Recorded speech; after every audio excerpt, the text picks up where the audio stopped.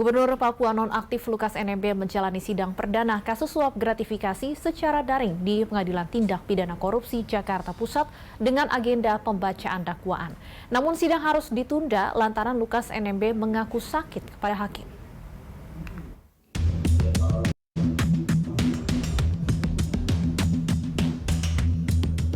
Sidang dengan agenda pembacaan dakwaan kasus dugaan suap dan gratifikasi proyek infrastruktur di Papua dengan terdakwa Lukas NMB digelar secara daring di Pengadilan Tindak Pidana Korupsi Jakarta Pusat, Senin siang.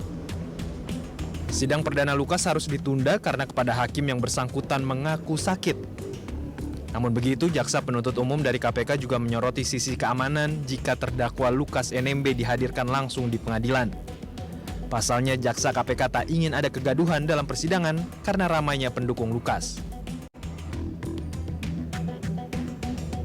Kami pada prinsipnya tidak keberatan karena pertimbangan tadi hakim sudah sampaikan bahwa yang penting keamanan diperhatikan. Simpatisan kan kita tahu sebenarnya banyak ya sebagainya. Jadi keamanan diperhatikan dan meminta agar sidang ini lancar sehingga kondisi keamanannya harus diutamakan terlebih dahulu. Sementara kuasa hukum Lukas, Oce Kaligis, menyesalkan jika persidangan dilakukan secara daring.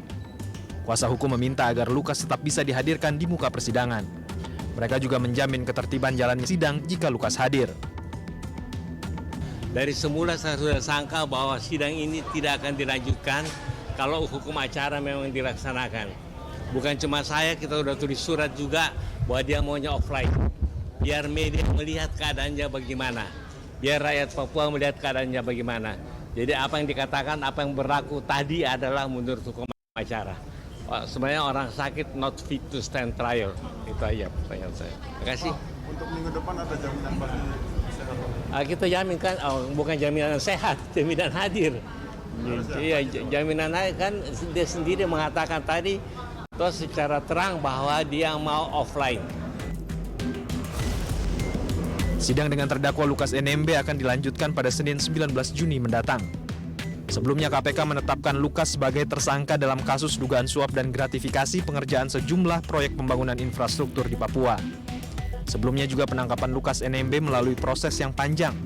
Bahkan saat KPK menangkap NMB di Jayapura, Papua, sempat terjadi kericuhan antara pendukung Lukas NMB dengan polisi. Vinilia, Riki Harahap, Wahyu Santiko, Jakarta.